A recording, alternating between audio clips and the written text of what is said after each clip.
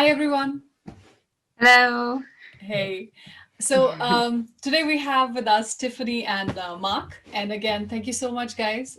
Thank you for coming to India Adoption Project and contributing to this. And we definitely appreciate your time. And I'm so sure it's going to help a lot of parents out there. So before we proceed, please introduce yourself. Yeah, like Sonia said, I'm Tiffany, and Mark. We live in Minnesota, in the United States, and we adopted our. She was 17 months old when we took custody, January 30th, 2020. We got home in February 10th. We chose the minor correctable needs track, and she has a cleft lip and palate, which have been repaired. And what else do you want to say? Well, no, just maybe that the cleft lip was repaired in India and the cleft palate was repaired here in the United States. Okay. And we adopted her from the state of Tripura, which many Yeah. people don't actually know about. It's a very small area. The first time our agency worked in that area, it's near Bangladesh. So it's a very remote part of India. It was remote. Yeah, yeah. Today we are going to talk about traveling to India with your kids during the adoption process. You guys traveled to India and you traveled with your kids. So I think it will be nice to know how was your experience and how did you navigate through that? Because, with culture shock and travel and preparation, I think there's so many tips you can share with other parents. So it would be lovely to know. Yeah. Do you want to say? I'll let you start. So we have a biological daughter as well, a 6-year-old. At the time, she's still 6, almost 7 now, who came with us, and we chose to bring her with us. It really wasn't a question. We've been through a lot as a family up until this point, and we felt it was really important for her to be involved in the process, especially the larger age gap between the kids, and for her to really see where her sister came from and just feel like she's involved, Right. and help with that bonding process. Yeah. And also, kids bond to each other really well, and so we felt like having her with might help facilitate her bonding with our family. If you had someone come with you, though, I think this is an amazing compromise that most people don't think about, because there's so much discussion on the pros and cons of bringing your child, whether it's for pickup or fostering, and obviously that's two different things. But you did something which is brilliant in my mind, and you brought someone to help with your biological child, correct? Yeah, so we brought my sister-in-law and a friend of ours who is actually my doula with our biological child. Wow. So she's been helping us grow our family for a long time, and we brought 2 people instead of 1, just because we figured the more hands, the better.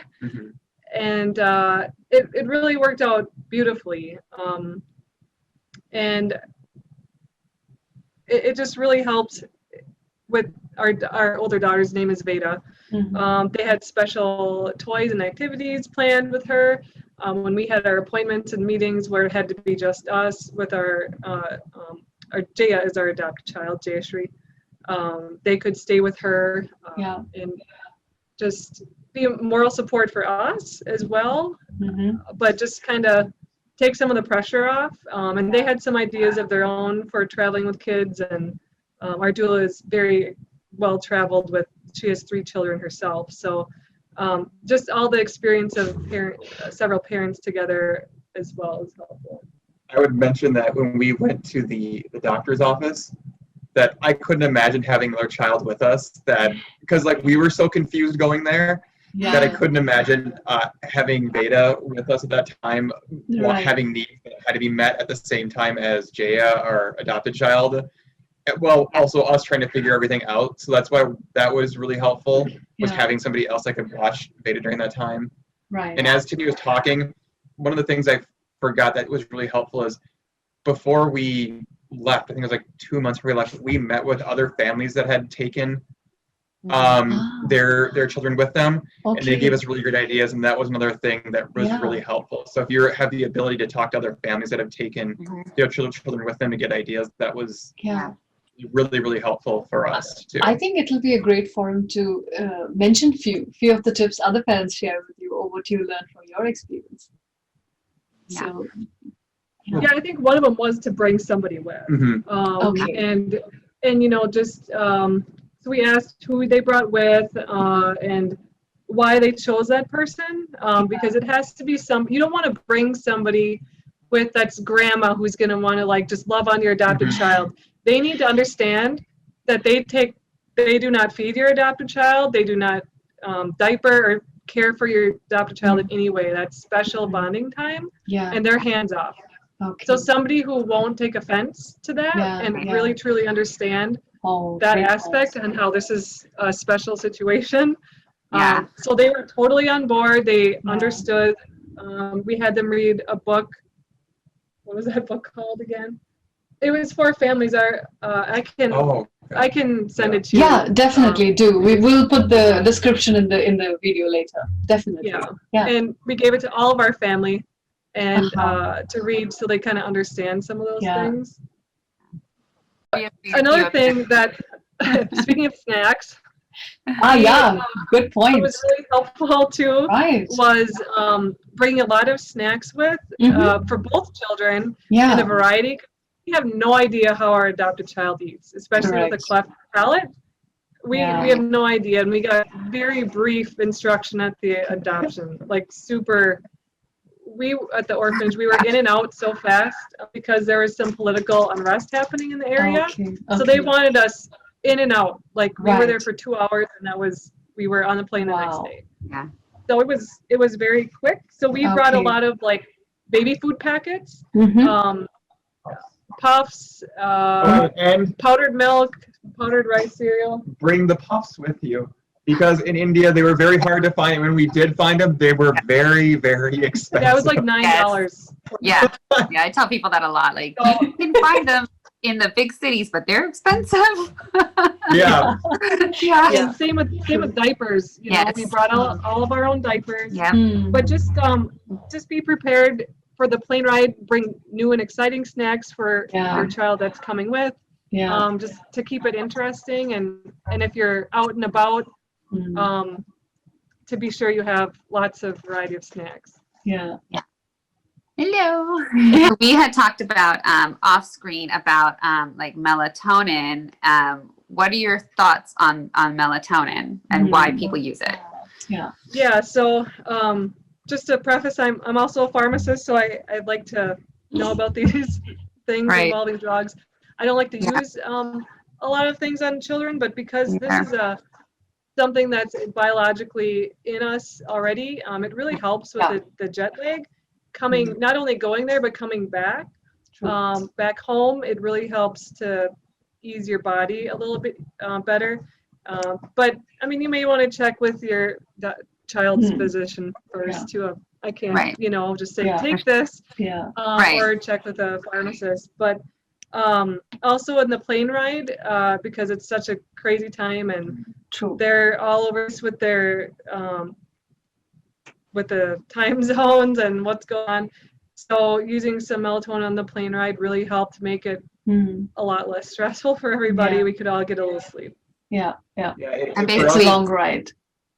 It doesn't make you sleep, right? But it kind of like calms the child a little bit, right? Like, because it's a stressful time for them. So is that what it does? Tell me if I'm wrong. I mean, it is a melatonin in your body's our natural. It's released before bedtime to help your body get into sleep. So it's a hormone. It's a hormone. Sort of, yeah. Right? So your brain releases it to signal your body to sleep now. It's bedtime. So, so I mean, there are ways how your body releases it and what your body relates it to. But certainly you can take limited dose, like as a support. And for kids, they come in gummies, right? You just give them a little They gummy. do. I even found some liquid melatonin, some drops. So drops, gummies, it works great. I think good suggestion though. I mean, it definitely is a long journey, 24 hours, and then you need to. It's not like as soon as you get out of the airport. I didn't do it, and I didn't do it when we were coming and going to India. But our trip back to India, I did it. So I was against it first. She was like, "No, I can handle this. I don't know about doing it," but. It does. We were very thankful too. On just a long story short, but on the way back, the Delhi airport lost Mark's passport. It was my God. the worst Wow. travel situation we've ever had. Wow. So anyway, our helpers had to leave Wow. because their plane left. Right. Oh. Yeah, they found it 3 hours later, but our helpers had left, so we were on our own with 2 kids on the whole way back. So we were extra thankful for a little extra help to calm everyone down. Yeah. It was pretty awful. And you have to also keep that in mind that the child you're adopting has never been in a plane, you know? I mean, it could be very common for your kids. It's possible that you have traveled with your kids. But for that child, I think it's even in a car, we have discussed that, right? So you have to be ready to, like, the kid can have motion sickness or. That happened to us. Right? Yeah. So beware of that. Close for everyone. You know, it is, good point. But can you guys, both of you, talk about it? I think that's an important point to be prepared for. Yes. About the child not being in a car. Yeah, or exactly. Yeah. How did you travel or manage that, or what your experience was with that particular part of travel? Like when we were in Agartala, that she slept the whole plane ride back to Delhi. So she was out cold. But in the car, she did get some motion sickness. Yeah, pretty much all the time. So did we. Part of it was emotional. You know, after leaving the orphanage, right. You know, she fell asleep and woke up and threw up. You know, so I don't know if it was the car or the emotions, but also because they're going through a lot mentally and emotionally. One way of dealing with it is to sleep. So I think sleeping wasn't really a problem for her in cars and planes. Yeah. Which is good, you know? Right. Yeah, it's in our favor. Yeah. Yeah, when you said, I was just saying, it's like for travel, like alone, as a family, I would just say in general, we had been in India before, but the reminder of how motion sickness some of the driving can be, because it is a lot of stop and go, and you just get for adults and kids. Yeah, exactly. Yeah. Yeah, we don't think about all those. Yeah. This has happened to a lot of families where the kid throws up on them. So I'm always like, bring a change of clothes for them and you. And like some Ziploc bags and some wipes, and because you never know, like our kid didn't, but a lot of kids did, so that's important. So true. Yeah, I've been stuck in an airport with no clothes, so no change of clothes. Or you're going to the court, and on the way it happens, and then you're all distracted because court is important, and then you're all distracted with that. So very, very important. That's a good point. Yeah. And also, we talked earlier about being in hotel rooms and with kids and eating at a restaurant 3 times a day. It's not fun. It's just not. Right. With kids. So if you can get room service, if you can get a place with carpet or that has, like one of our hotels had a common area kind of outside that the kids could just run around. Yeah. In like a clean place outside. One of our places was attached to a mall and grassy area. But otherwise, just have some games and toys that you can have available in the room too. Correct. Yeah. Occupied, and if you can get a suite so that you can put the child to bed and then have a separate area, that's always helpful. Yeah. And for nap time, so then you're not all stuck in a one room. So we did, splurge and go for the bigger space, but it was definitely necessary. Good point. Great point. Yeah. Absolutely. I actually had another basic question. I mean, you guys mentioned that you had support with you. Friends. So you invited two family members with you. Was it difficult to get visa for them, or what kind of visa you had to apply for? Just a tourist visa. Okay. And we just did that. I mean, I already had my visa from before, and didn't you have to renew? Oh no, we both had visas. No, I had to get it. It was on the old passport. So. We both had visas from before, but I know a lot of adoptive families apply for their visa like at the very last second, but you can apply for a tourist visa, and they gave us a 10-year visa, and so we did that like way ahead of time. Yeah. So it was already in place, and one of them I think had screwed up on their name on the form, so they had to redo it, so they had time. But it was a tourist visa, and they both got 10-year visas. Okay. So This is not COVID time. So I don't know if that was your question, yeah. but this is not COVID time. You can still get it, but yeah, it would be at the end. But yeah. Mhm. The Right. So thing, yeah, it wasn't COVID time. Yeah. So it no, may be different now. Yeah. okay. So okay, this is me being naive also in that sense because I thought that for adoption, when you're going for adoption, there is a different kind of visa you need to apply for, and so it's just a tourist visa. Yeah. Oh, I Just already had a tourist. visa. We already so had it. actually, Yeah. There's no adoption visa. Only now ah, because of COVID, and okay, they've canceled everyone's visas. That you have to get like an emergency visa. right. If you have like a court order or Okay, something, you can okay. go. Mhm. But normally no. Okay, so actually, visa could be something which you can handle on the side in that sense, right? You could apply for it. You Yeah. could do Okay. that while you're waiting for everything else. Right, right, because Yeah. as you said, it's 10 years. Yeah. Okay, great I point. mean, Yeah. it varies what they give you. I mean, we were just lucky to get a 10-year visa. Uh-huh. Next time we applied, or the last time I applied for my visa, they were only giving out 2-year visas and Okay. 2-month visas, but then they sent us back with 10-year visas. So I That's don't know weird. how they figure it out, but Okay. Interesting. yeah. Okay. Wow. So that's something you guys can, think about when people are applying for visa. So something to And same with our child. Yeah. Our child that we brought with us, Yeah. we did hers ahead of time, and it was fine.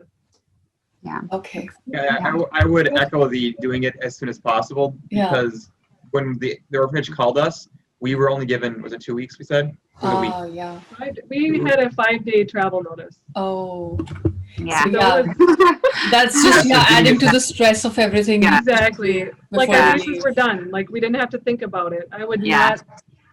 And Yeah. I think we only knew that because we've been to India before Yeah. and have been through the process. But if this is the first time going through the visa application Yeah. process, you wouldn't know any different, and you're relying on your Mhm. agency to tell you what to do. Right. Which Yeah. sometimes it's okay, and sometimes Right. you can do things differently. Yeah, Yeah. and when you Gamble travel with sometimes. kids, you find out how strange the photo process is for your passport. We found out, like for our kids. So like if you have a kid, you go do it ahead of time because when we were in India, they made our 17-month-old try to take a picture, and she's like Because both ears weren't showing. and so they made us like hold her up at the Embassy. and they're like, this isn't good enough, so like you need to go, and we're like, okay. So we had to go to a different place and get a picture taken. So same thing applies with your other children. If you can get it taken care of ahead of time and get it approved, do it, because some of those last minute things are kind of Yeah. ridiculous. You find out. And a tip Oh, for people in general with if you've got babies or whatever, get the passport people to lay them down and take it while they're on the floor. That usually I've just been through it so many times. Yeah. Trying to hold the kid on that stool, it doesn't work. Just lay them down. That's a good point. Yeah. Oh my god. I wouldn't have thought about it. Yeah. Oh wow. Such Just a all great these things. Seriously. Mhm. Oh my goodness. Yeah. Actually, I wanted to ask you guys. So, when you travel with your kid, given that you guys had traveled to India before, you had some understanding of culture shock and also some, I think, idea of food, water. With your kid, when you traveled, I think that changes the equation, right? So, how did you manage that? How did you train your kid or manage that there? Well, I would say the first thing is that we stayed in mostly Western places, Mhm. so the food was not much different. It was Okay. pretty much anything and Tiffany cooks a lot of Indian food at the house, so if there Okay. was dal, she was just like, oh, this is fine. I like this anyways. Okay, So there's no that's great. culture shock there. So I mean, so I Uh-huh. guess if you can prepare Yeah. your kids to take your kids to have an Indian meal every once in a Yeah. while Yeah. beforehand, so they have that, and it's Right. not foreign to them in any Correct. way. And That helps. yeah, I mean, and we did have the discussion. I'm like, no, we can't have fresh fruit. It Mhm. has a peel. We can't Right. have ice in our water, which we Yeah. don't really anyway. Yeah. Just Yeah. some of the basic things. Our older child is old enough to understand that. Hmm. No ice cream from the street, stuff like Hmm. that. True. Right. Along those lines, just be prepared with. I know you have a packing list, I think, but just be Yeah. prepared for. We brought Pedialyte, we brought all Yeah. sorts of things for just in Mm. case, and I don't think we used anything, but it was there just Right. Yeah. in case you have it. Along that lines too, we didn't expect our adopted child to have pretty bad constipation. I think emotionally, and she still tends to emotionally hold it in. So we had to venture to an Indian pharmacy, and I mean, you can't prepare for every situation, but that was one thing we came across, and luckily, because I'm a pharmacist, I knew what to look for, but that could be very daunting for a lot of people. Yeah. We get a lot of talk about that in the group. Yes. And one of the things too is like I would say trust your gut in a weird way. I have to say that after what we were just saying. But like if you ask somebody and say, "Is this filtered water?" and they look at you and kind of go, "Yes," don't drink it. Just don't do it, because like Tiffany had that one time traveling where she asked the person, they said, "Yeah, it was filtered," and then she got sick. And I felt that it was not right, and sure, that's the one and only time I've ever gotten sick from India. But along the same lines too, we did choose this time to take anti-malarial drugs, which is a personal choice, but so before we left, I made sure my daughter, 6-year-old, could swallow a pill. I had a pill crusher. So just like kind of prepare for that ahead of time, like figure that out before you go and you're stuck there and you're like, oh no, I don't know what to do. So just kind of some of those things. I forgot about that fun of trying to get your 6-year-old to swallow a pill for the first time. That was one thing I forgot, like how much we use the whipped cream method. Whipped cream, yogurt, applesauce. You can find yogurt in India. It's super easy. You can crush it for a while, but Oh wow. I mean, in India, in few parts, you can still get all the stuff you get here. Now Amazon delivers it, right? There's so many online. Delhi, it's much easier, but I'm thinking also many orphanages are sometimes located outside city. Then it gets a little bit tricky to find everything. So I think that's a very good point. If you're fostering your child or planning to stay around SA, and if you're traveling with the kid, training them a little bit about Indian food, because that's all they're going to get in a few days, so rice and dal and bit of Indian bread might make the journey a bit easier. Another thing I wanted to bring up was car seats. Because I think we all forget this, right? So when you travel with your kid in India without a car seat, how was your experience? Talk about that. Well, it was kind of, I mean, it made us nervous, obviously, but it was kind of freeing in a way, just because we've traveled to Europe and lugging a car seat, and we've just it's so cumbersome, and then to think about 2 car seats, and so just to not even think about that was in a way kind of nice, but also a little scary, like we're just clutching our kids in the back of the car and just all piled in, like our image of what you would say like in America, like a clown car, that's what our car was, because we had about 5 people in the back. Like a 4-seater car. Well, it was 3-seater, so we had 5 people in the back. And we're all crammed, and like I'm holding on to JS most of the time, and like the stop and go, I'm getting sick from the stop and the go, and like Jaya was also kind of getting some sickness from it too, and so it was an adventure. And I think sorry, go ahead, Tiffany. Yeah, one thing I would say too, aside from the car thing, and we had somebody pick us up at the airport, my mom, who brought our car with the car seats. But you may or may not be able to do some sightseeing, and we were lucky to be able to do some. So like the number one thing, and I use it with my daughters, have an ergo or a carrier, some kind on your body. And our friend who came with us actually brought, was it a boba? Yeah, I can't remember what that was. And it carries up to like 80 pounds. So she was able to carry our 6-year-old on her back, which is really great for safety too. I mean, she's blonde haired, blue eyed, she would get a lot of attention. And so we were kind of nervous about her safety. So to have both kids just strapped on, it was really great. Actually, I was about to ask you that. Go ahead, Mark. Sorry. I mean, there's so many questions popping in my mind right now. Sorry about that. Go ahead. One of the things that reminds me, like you're talking about, is also when you have kids, just explain to them about the bathroom situation in India. Bring toilet paper. Oh my gosh. Oh my God. Talking, like I was just like the idea of no toilet for a 6-year-old who's had a toilet for so long, and being like, I mean, I didn't have to show her, but you had to do it. And I was like, I don't know how to explain this to her. So and the other way around too, you know? Like yes, if you have an older child, you have to teach them how to be on a toilet. Yeah, exactly. True. We didn't have that. Yeah, and to use the toilet paper or transition into using a toilet paper, I think I'll put it that way because it's tough. And in India, it's other way around. And if you're in a Western hotel, it's common that you will find a toilet paper. But if you go somewhere in a restaurant, it might not happen. So we kind of teach our kids to hold it when they're outside and away from them.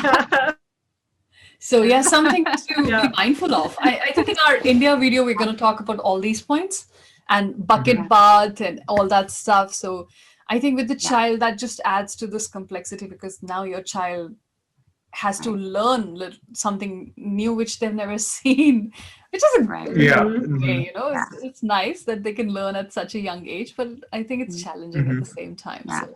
And a good point about the sightseeing thing. I kind of always tell people, especially if you're just going for pickup and coming back.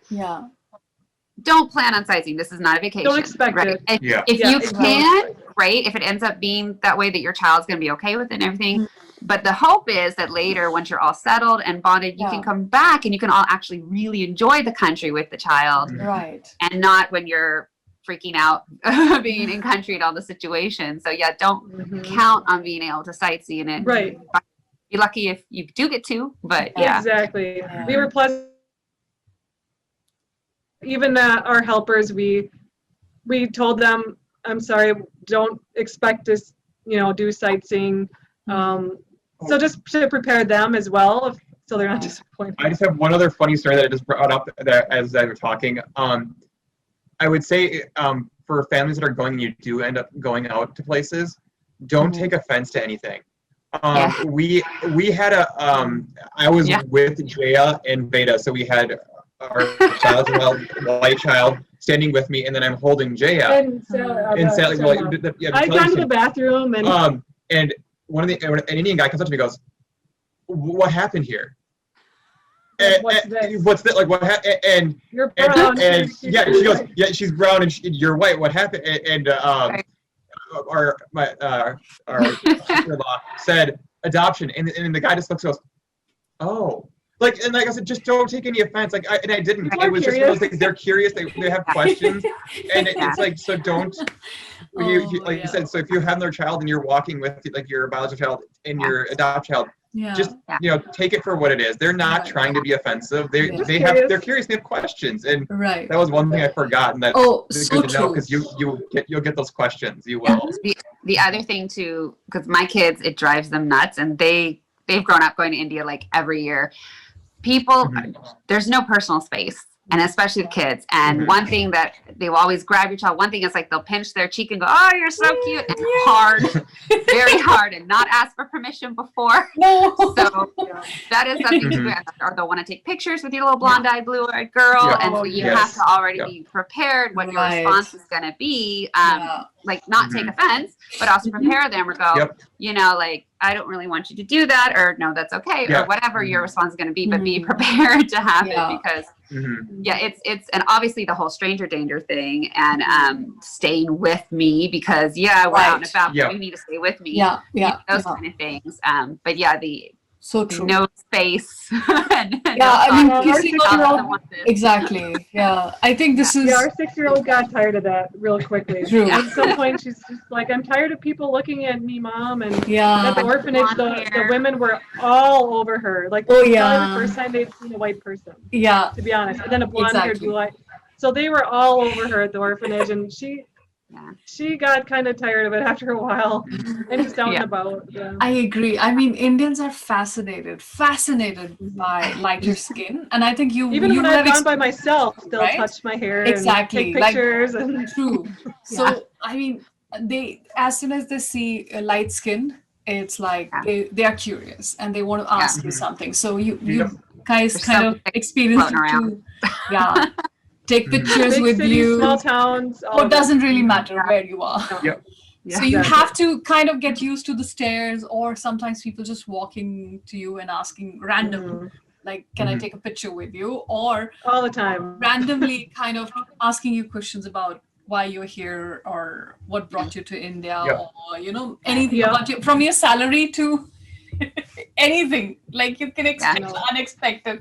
Yeah. And What I've Can said I hold your child? No, you yeah. can't. yeah, I there's times where people ask to take pictures of me with my adopted child, and I said, no, you can't.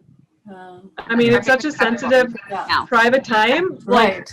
I don't want that picture getting out. I mean, you don't Correct. know. Yeah, you So, don't don't be afraid to say no. And they're kind of like, such oh, exactly. No, that's a really good point, Tiffany. I mean, you're not offending anyone. You don't know these people. That's I don't, yeah, absolutely okay. this is our, Politely no and walk. I mean, that's Yep. absolutely acceptable. And I think people also, if they don't understand, it's okay. I mean, that's their problem. That's okay. Just walk away. yeah. Yeah. Right. And I think, Mark, you mentioned in the beginning about, bonding, the child bonding with one of the parents. I think that's also a very important point. And can you talk a little bit more about that? Yeah, one of the things that what we really, I mean, if you could have like a perfect situation, Yeah. we were hoping that Jaya would bond with Tiffany Expected because that. Tiffany was taking time like 2 months off, 3 months, 4 months off, 4 months off. Yeah. Okay. Okay. So we were like, okay, hopefully she bonds with Tiffany Yeah. because that's gonna be Tiffany's gonna be True. home more. I was only gonna get less time off. Yeah. But instead, Jaya decided to bond with me, and when we were in India, it was like, I'm gonna latch onto this man and never let him go. And so we experienced the problem was with our biological child. She was also connected to me too at that time. So there was a lot of jealousy between who got to spend time with me. With that, and so that's why it's helped having helpers, be able to take Veda and do something with her, or just making sure that you already try to, as best you can, explain to your biological child beforehand about, hey, this could happen, or actually this probably will happen, and that you're gonna get less time, but it will all work out, and in the end. And also, truthfully, Veda got to experience and have a better relationship. I think seeing that ahead of time compared to just coming home, where this child had already been attached to me, and then Veda's like, what happened here? At least she gets to see it all happen right in front of her. I think was a helpful thing too. Yeah. I think great. How was that Great like point. for you, Tiffany? Because as mothers, we don't think that's going to happen. So how was that, and how, Mark, were you able to support her, going like, no, it's okay, because that's a hard situation. Yeah, true. So, such a it's hard great not I to mean, be defense or It not was be hard. At first, I thought it was kind of funny, like, now you know how I felt when, I had a newborn, when Veda was a newborn and I was nursing all the time. But then it got hard because I felt like he couldn't do anything. He couldn't even put her down. I felt helpless. So, I mean, there were some breakdowns between everybody, but having the people we chose intentionally were very supportive and helped talk us through some of those. So just having those people really helped for that. It was good for you to talk to them too. Yeah, especially for, as a mother to a mother. True. And I just did what I could to support Mark. Like, can I get you something to drink? Just like, how can we make this easier for everybody? But we did feel pretty blindsided by it because you don't know what to expect. And honestly, with that whole situation, the whole time you expect the adopted child to be the most, I don't want to say difficult, but like the harder time demanding. I mean, that may emotionally, everything. Physically. I mean, she was so chill and so she'd go with the flow. So we our biological child was the most challenging when we were there. A lot of big emotions, a lot of big behaviors that we had never seen before. Like she's normally totally cool, totally chill.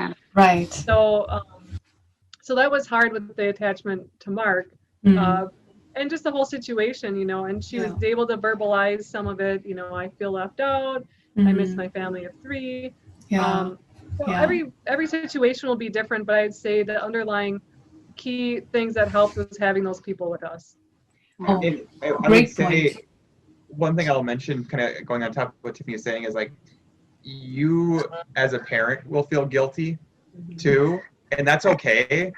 And you know what? And that's nothing different from having a adopted child versus biological child bring a second child in. Right. When that happens, Right. that's just a normal process of you feeling, it's like, oh, I'm not spending as much time as I used to with my other child. And you'll feel guilty, and that's quite okay, because that's you do. You're just like, oh, I feel like I'm missing time with him, but correct. It's for the greater good in a way, because then all of a sudden you're like, oh my gosh, I need to take care of this new child that I have, and that's what you would do with a biological birth child too. So so true. So true. Yeah. Great. And then once home, and when everything settles, you can also, you can tell your either child, right, if you need just time with me, let me know, and you guys can take breaks, right? And that helps a lot too. And, one of them is like, okay, I need some daddy time, or I need mommy time, or whatever. And we do that. And something a friend suggested recently too, when we were talking, is, to have them have sibling time. So just the two of them to go off and play and get their bond without us being there, which gives us time together, and also gives their time to establish their own thing in relationship. Wow. Well, that was one thing that when we were there, Veda at certain points could speak for Jaya when we were in India. Like she could understand sometimes what Jaya was trying to tell us, and we're like, oh, okay, that does make sense. As a parent, I think you're nice. Trying to overthink it, and sometimes having your younger child there to be like, oh, she just wants some water, and you're like, oh yeah, all right. That's nice to hear as well. That's nice. All right. Understand each other. Yeah. Sorry, even if they don't come from the same language, or right. So again, thank you so much, guys. Lovely session. I think we learned a lot today, and I hope these tips are gonna help a lot of parents out there. So again, appreciate your time, input, all the suggestions. As always, Julia, thank you.